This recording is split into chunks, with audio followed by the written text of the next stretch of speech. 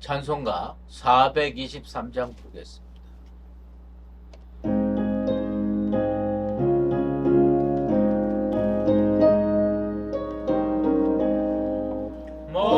먹보다도 더 먹은 죄로 물든 이 마음 기쁨보다 더 이게 깨끗하게 씻겼네. 주의 보혈 흐르는데 믿고 뛰어나가. 주의 은혜 내가 입어 깨끗하게 되었네. 모든 의심 걱정과 두려움이 사라져 슬픈 탄식 변하여 기쁜 찬송 되었네. 주의 보혈 흐르는데 믿고 뛰어나가. 주의 은혜 내가 입어 깨끗하게 되었네. 세상 풍기 영화와 즐겨하던 모든 것 주를 믿는 내게는 운토만도 못하다. 주의 보혈 흐르는데 믿고 뛰어나가. 주의 은혜 내가 입어 깨끗하게 되었네. 나의 모든 몸에는 저 천국에 쌓였네. 나의 평생 자랑은 주의 십자가로다. 주의 보혈 흐르는데 믿고 뛰어나가. 주의 은혜 내가 입어 깨끗하게 되었네. 기도하겠습니다. 사랑과 은혜가 충만하신 아버지 하나님, 오늘도 이 새벽에 우리를 깨워주셔서 주님의 보좌 앞에 나오게 하심을 감사드리옵나이다. 주께서 부족한 인생들에게 새날을 허락하셨으니 우리의 마음과 생각을 주님께 집중하게 하시고 세상의 분주함에서 벗어나 온전히 주님의 말씀과 사랑 안에 거하는 거룩한 시간 되게 도와 주시옵소서. 이 시간 우리의 마음을 정결하게 하시고 성령으로 우리를 새롭게 하여 주시옵소서. 우리가 주님 앞에 겸손히 나아가기를 원하오니 말씀을 통하여 주님의 뜻을 온전히 깨닫고 그 뜻을 생활 속에서 이루는 하루가 되도록 인도하여 주시옵소서. 성큼 가을이 다가왔습니다. 사랑하는 성도들 인생을 은혜로 붙들어 주셔서 이 가을에 많은 열매 맺게 하여 주시옵소서. 믿음의 열매, 성령의 열매, 사랑의 열매를 맺어서 하나님께 영광 올려드리는 삶이 되게 도와 주시옵소서. 저들이 세상에서 믿음으로 살려고 애쓰고 있습니다. 비록 요셉처럼 힘들고 욥처럼 곰핍할지라도 주님께서 능하신 팔로 굳세게 붙드셔서 저들의 인생이 승리로 나아갈 수 있도록 이끌어 주시옵소서. 이 시간 주님의 임재를 체험하기 원합니다. 주께서 강림하셔서 친히 말씀하시고 그 말씀이 생명의 양식이 되며 인생길에 등불이 되게 하여 주시옵소서. 예수 그리스도의 이름으로 기도드리옵나이다. 아멘. 오늘 우리에게 주신 하나님의 말씀은 이사야 23장입니다. 두로에 관한 경고라. 다시스의 배들아, 너희는 슬피 부르짖을지어다.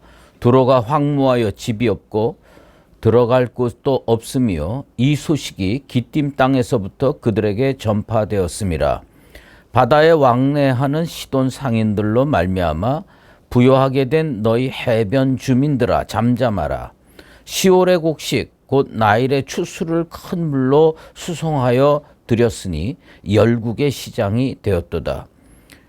시돈이여 너는 부끄러워할지어다. 대저 바다 곧 바다의 요새가 말하기를 나는 산고를 겪지 못하였으며 출산하지 못하였으며 청년들을 양육하지도 못하였으며 처녀들을 생육하지도 못하였다 하였음이라. 그 소식이 애굽에 이르면 그들이 두로의 소식으로 말미암아 고통을 받으리로다. 너희는 다시스로 건너갈지어다. 해변 주민아 너희는 슬피 부르짖을지어다.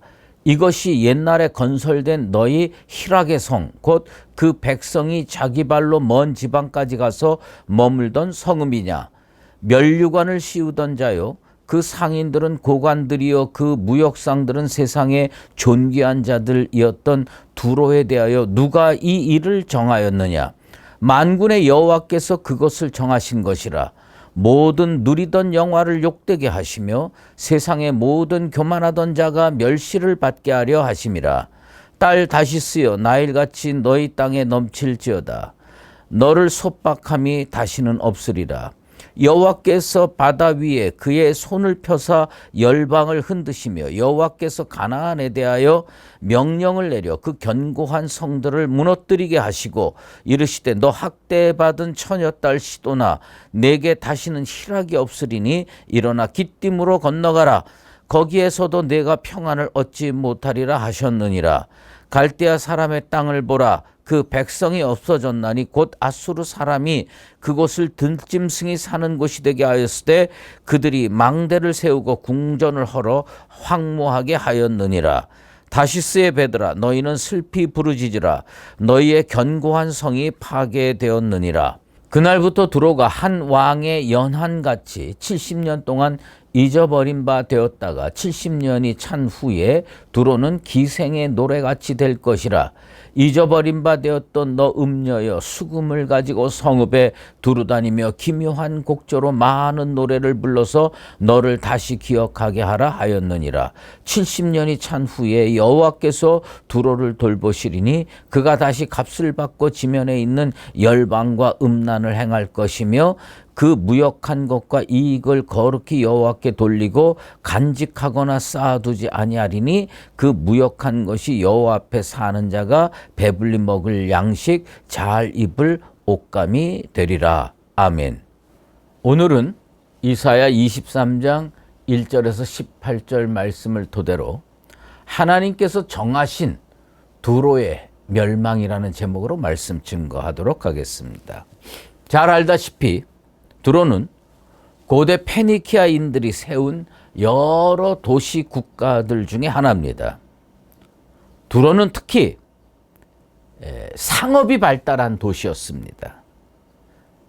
좀 거창하게 말하면 당시 세계 무역의 중심지라고 말할 수 있습니다. 그런데 인생도 마찬가지고 나라도 마찬가지인데 뭐가 좀 잘 되면 겸손하게 더욱더 정진하는 것이 아니라 뭐가 잘 되면 교만해집니다. 죄를 짓습니다. 그리고 곤두박질 칩니다. 이걸 좀 바꿨으면 좋겠는데 그게 잘 안 되는 것 같아요. 에스겔 선지자가요. 에스겔 28장 15절에서 19절에 이런 말씀을 했습니다. 두로를 향한 말씀입니다. 내가 지음을 받던 날로부터 내 모든 길에 완전하더니 마침내 내게서 불의가 드러났도다. 내 무역이 많으므로 내 가운데 강포가 가득하여 내가 범죄하였도다. 너 지키는 그루바 그러므로 내가 너를 더럽게 여겨 하나님의 산에서 쫓아냈고 불타는 돌들 사이에서 멸하였도다. 내가 아름다움으로 마음이 교만하였으며 내가 영화로움으로 내 지혜를 더럽혔으며 내가 너를 땅에 던져 왕들 앞에 두어 그들의 구경거리가 되게 하였도다. 참 놀라운 말씀입니다. 에스겔 선지자의 말씀에 의하면 두로는 하나님의 심판을 받을 수밖에 없는 도시였습니다. 가장 큰 이유는 뭐냐면 교만입니다. 여러분, 인생 살다가 어려울 때 겸손해지는 것, 그 쉬운 일은 아니지만 그건 그래도 가능해요. 그런데 잘 될 때 겸손해지는 건 참 어려운 것 같아요. 이게 두로가요, 상업이 발달하고요, 돈이 몰려오고요, 먹고 사는 게 편해지거나 교만해지는 거예요. 그래가지고 하나님께서 심판을 하시게 되는 겁니다. 선지자들을 통해서요, 두로에 경고를 하셨는데 여러 선지자가 두로를 향해 경고합니다. 여러분, 어떤 사람이 한 사람 나한테 너 그렇게 살면 안 돼, 그러면요, 그 사람 개인의 견해일 수가 있기 때문에 살짝 그 충고를 무시할 수도 있어요. 그런데 내 주변에 있는 사람이 5명인데 이 5명이 이 사람도 나보러 너 그렇게 살면 안 돼, 저 사람도 나에게 너 그렇게 살면 안 돼, 그러면서 5명이 모두 다 나한테 너 그렇게 살면 안 된다고 얘기를 하면요, 정신 차려야 됩니다. 그리고 자기의 삶을 되돌아봐야 됩니다. 그때는요, 에이 나는 잘 살고 있는데 저 사람들이 다 틀렸어, 이렇게 얘기하면 안 되는 거예요. 돌아봐야 돼요. 자, 두로에 대해서 하나님이 심판할 거다라고 경고한 선지자가 우리 성경에만 여러 명입니다. 꼽아볼까요? 이사야 선지자가 지금 두로에 대해서 심판 경고했죠. 아모스 선지자가 또 얘기합니다. 요엘 선지자가 얘기합니다. 스가랴 선지자가 얘기합니다.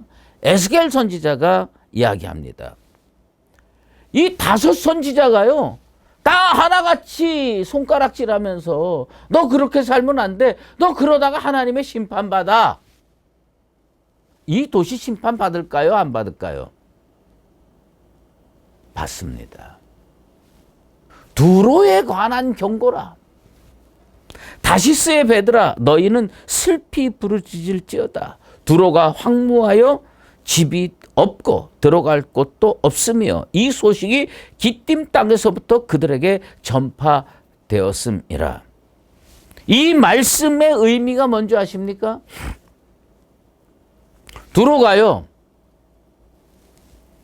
무역을 해야 되지 않습니까? 그러면 자기 가만히 있고 세상에서 자꾸 배들이 이쪽으로 향해 오는 게 쉬운 게 아니에요.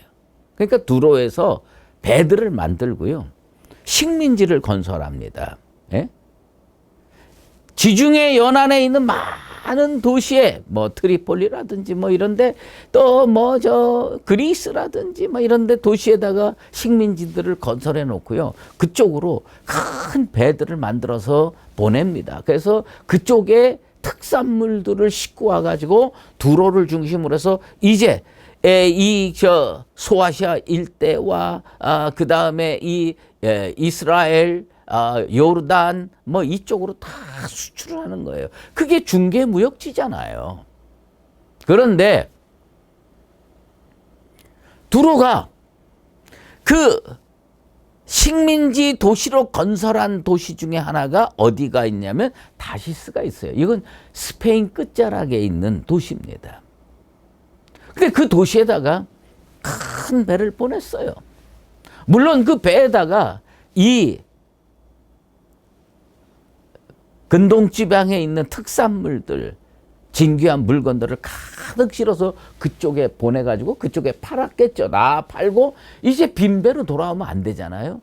다시스에서 스페인에 많은 물건들을 가득 채워가지고 이제 다시 돌아오는 거예요. 그런데 여길 잘 보세요. 여기 지금 두로예요. 여기 다시스예요. 그러면 이 배가 이쪽으로 갔다가 이렇게 오는데 한 번에 왔다 갔다 하기가 어려운 거예요. 그러면 어디 있냐면 중간 기착지가 한 군데 필요해요. 그 중간 기착지가 어디냐? 다시스에서 배 타고 오면서 기띔, 사이프러스, 구브로, 성경엔 구브로라고 하죠. 구브로, 사이프러스, 기띔, 여기에 중간 기착지가 있는 거예요. 그런데 어느 날 배를 가득해서 다시스에 보내고 그 물건 다 팔고 새로운 물건 가득 채워서 다시스의 배가 쭉 오다가 어디에 도착했냐면 기띔에 도착했어요. 기띔에 딱 도착해서 이제 조금만 더 가면 두로예요. 근데 그 기띔에서 무슨 소식이냐면 두로가 망했다라는 소식을 듣습니다. 이제 이 배에 있는 물건을 가지고 이 선주는 어디로 가야 됩니까? 야, 망했어도 그냥 가는 거야? 아니면 다른 데로 가야 됩니까? 지금 그것을 두로가 멸망했을 때 이루어지는 현상으로 이사야 선지자가 설명하고 있습니다. 기띔에서 우리는 어디로 가야 되느냐? 망한 두로로 가야 되느냐? 텔아비브로 가야 되느냐? 저기 애굽의 알렉산드리아로 가야 되느냐? 어디로 가야 할지 돌아갈 곳이 없어졌어요. 왜? 두로가 멸망했기 때문입니다. 지금까지는요, 두로는 프라이드였어요. 자랑거리였어요. 내가 어디 출신인 줄 알아? 나 두로 출신이야. 근데 지금부터는 뭐냐면 두로 출신이라는 걸 말할 수가 없어요. 나라가 망했고요. 도시가 망했어요. 수치거리가 된 거예요. 여러분, 하나님의 심판이 얼마나 무서운지 아세요? 자랑스러운 인생이 수치스러운 인생이 되는 겁니다. 우리는 어떻게 살아야 되느냐? 비록 옛날에는 곰핍하게 살았어도 지금은 자랑스러운 인생으로 바뀌는 그런 축복의 인생이 되어야 되지 않겠습니까? 두로는 무엇을 상징하느냐? 자랑거리가 수치거리로 바뀌는 것을 상징하고 있습니다. 그러면 누가 두로의 심판과 멸망을 결정했습니까? 이사야 선지자는요, 오늘 9절 말씀에 분명하게, 명확하게, 선명하게 딱 설명합니다. 만군의 여호와께서 그것을 정하신 것이라. 심판 누가 정한 거 아니다 이거예요. 누가 획책한 거 아니다. 하나님께서 그렇게 정하신 거다. 아마 두로는요, 이 멸망할 때까지 자기네들이 멸망할 거라고 꿈엔들 생각 못했을 겁니다. 그들의 최고의 수출품이 뭔지 아십니까? 자, 보세요. 시홀의 곡식이라는 표현이 나옵니다. 이게 두로가 얼마나 영광스러운 도시인지 아세요? 시홀은 이집트 나일강 저 끝자락에 검은 흙이 있는 이 삼각주 지대에서 나오는 거예요. 거기는 그냥 씨만 뿌렸다 그러면 쫙 식물이 올라와서 열매가 가득 맺히는데 질도 좋은 거예요. 자, 생각을 해보세요. 여러분 머릿속에 지중해 지도를 한번 그려보세요. 지중해 지도를 이렇게 그려보시는데 이 애굽에서 직접 배를 타고 다시스로 가는 게 가깝겠습니까? 아니면 두로로 물건을 쫙 육상으로 옮겨다가 거기서 배 싣고 옮기는 게 가깝겠습니까? 가깝게는요, 애굽 삼각주지대 마지막에 있는 알렉산드리아에서 직접 다시스로 물건 수출하는 게 훨씬 빠릅니다. 그런데 그렇게 하면 물건이 안 팔려. 어디로 가냐? 그 많은 시올의 곡식을요, 낙타 등에다가 싣고 수레에다가 싣고 이 왕의 대로로 해변길로 쭉 올라가서 두로까지 가가지고 거기에서 다시 배를 태워서 다시스로 보낼 때 이게 제대로 팔리는 거예요. 이 두로 출신의 최고의 무역품은 뭐였냐? 시올의 곡식이었어요. 그런데 이 곡식이 더 이상 두로에 오지 않습니다. 왜요? 두로가 멸망했기 때문입니다. 그래서 3절에 보면 두로는 어떤 평가를 받았느냐? 열국의 시장이었습니다. 전 세계의 물건이 거기 다 모여서 마켓을 형성하는 겁니다. 그게 열국의 시장 아닙니까? 그런데 멸망하니까 하루아침에 황폐한 거리가 되는 겁니다. 그런데요, 오늘 성경에 보면 재미난 게 하나 더 나와요. 덩달아 망한 도시가 있어. 참 자기가 잘못해서 망하는 것도 억울하고 힘들 텐데 자기가 잘못한 건 아닌데 옆에 사람이 잘못해가지고 자기도 덤태기 써서 망하는 거예요. 우리 속담에 그런 속담이 있습니다. 모진 놈 옆에 있다가 함께 벼락 맞는다. 예? 아주 악독한 사람 옆에 괜히 얼쩡거리다가 하늘에서 벼락이 떨어졌는데 벼락이 그냥 이렇게만 떨어지면 어떻게 얼마나 좋아요? 쫙 하고 떨어졌는데 요 사람은 죄져서 벼락 맞았는데 요 사람은 옆에 있다가 벼락 맞는 거예요. 그게 누구냐? 시돈이에요. 두로는 지가 잘못해서 교만해서 심판받은 거고 시돈은 옆에서 그 사람 그 도시 부러워하다가 옆에 있다가 함께 벼락 맞은 겁니다. 그게 시돈의 운명인 겁니다. 두로는요 면류관을 쓴 왕처럼 권세를 누렸던 도시입니다. 상인들은요 존귀한 사람 대접을 받습니다. 그런데 이제는 슬피 울 수밖에 없는 입장이 되었습니다.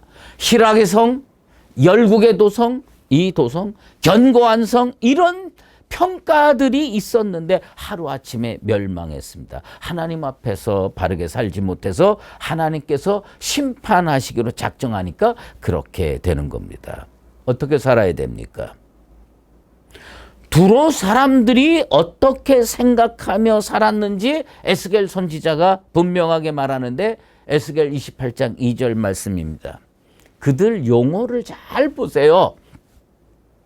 나는 신이라 내가 하나님의 자리 곧 바닷 가운데에 앉아 있다 하도다.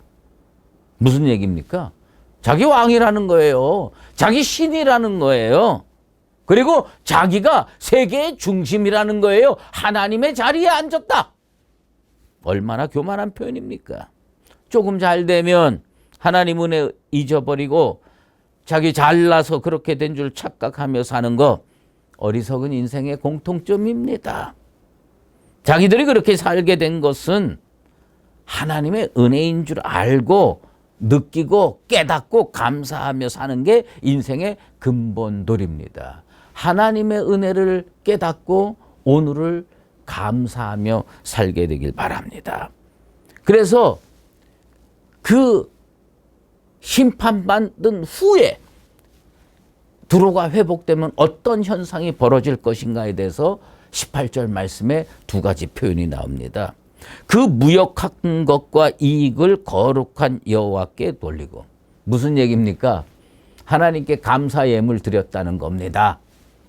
감사한 마음이 없이 감사한 예물을 어떻게 드리겠습니까? 무슨 얘기냐? 자기가 최고인 줄 알고 자기가 신이라고 얘기하고 하나님의 자리에 앉았다고 교만하게 얘기했던 사람들이 심판받은 후에 생활 태도가 완전히 바뀌었어요. 그리고서 뭐냐면 하나님의 것은 하나님께 드려야지. 하나님께 감사 예물 드려야지. 이 모든 게 하나님의 은혜야. 그러면서 생각하며 살게 됐고요. 그 다음에 또 한 가지 표현이 나옵니다. 여호와 앞에 사는 자. 하나님을 의식하고 살게 됐다는 겁니다. 여러분, 이 표현 오늘 붙드시게 되길 바랍니다. 나는 어디서 사느냐?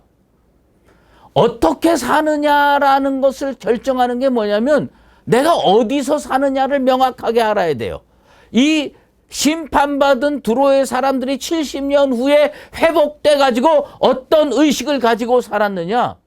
나는 여호와 앞에 사는 자다. 여러분, 마음판에 새기게 되길 바랍니다. 어디서 살아야 됩니까? 여호와 앞에 사는 자가 되어야 됩니다.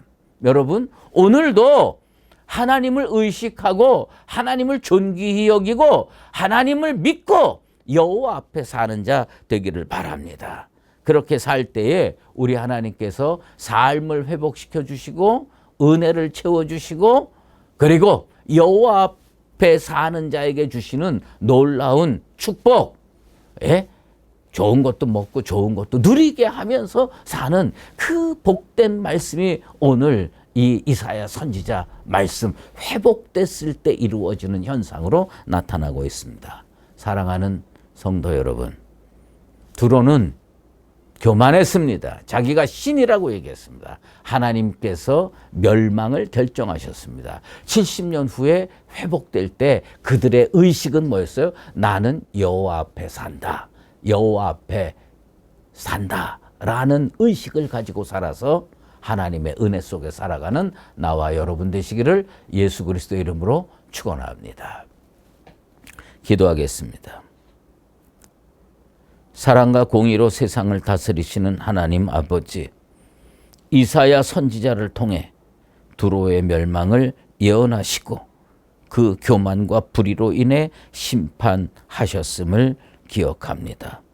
번성하던 도시가 무너졌듯이 우리의 삶도 주님의 은혜 없이는 아무것도 아님을 고백합니다. 조금 잘 되었다고 자만치 않게 도와주시고 능력 있다고 교만에 빠지지 않게 도와주시옵소서. 모든 것이 주님의 은혜입니다.